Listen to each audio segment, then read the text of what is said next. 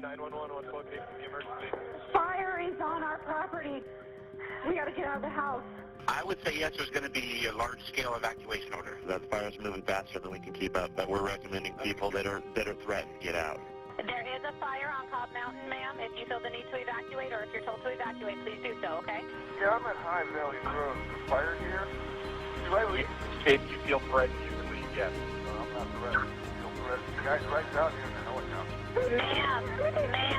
Ma'am, I need you to take a breath for me. I need you to be safe and get out of Hidden Valley. Hey guys, Frank here with Allied Restoration. Once again, I'm here with Joe Torres, an active firefighter in the Los Angeles area and the owner of All Risk Shield. What has come to my attention that you see in the news all the time is people during brush fires, and when it comes to an extreme situation where hillsides are going up and people want to protect their homes, a lot of times these people are running back during mandatory evacuations and trying their hardest to help save what they can with their house, but they don't have the necessary resources to do it, putting themselves in danger. That's correct, Frank. During the evacuation process, you want to adhere to the law. If it's a mandatory evacuation, you want to evacuate. If it's a voluntary evacuation, you want to make sure you have all your stuff ready to go. I think that's so important. A lot of times, especially if you live in a high fire danger area, to have everything ready to go in these emergencies is crucial on timing, because a lot of times you have seconds, if that, to get out of your property and get down to a safe area.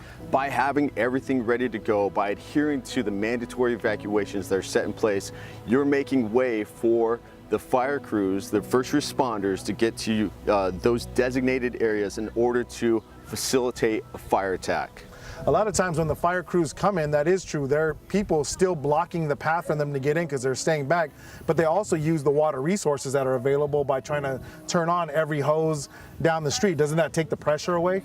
Yes, by opening multiple faucets and multiple discharges on properties, you're taking away from the pressure that could be used for firefighting efforts. So remember guys, if you live in a high fire risk area, there's nothing more important than saving yourself and your loved ones. There's no point in staying back trying to protect something that can be covered by insurance. And remember, material items can be replaced. Your life, your loved one's life cannot. If you need to evacuate, get out, stay safe, and remember, your life matters, okay? Take care, guys. See you next time.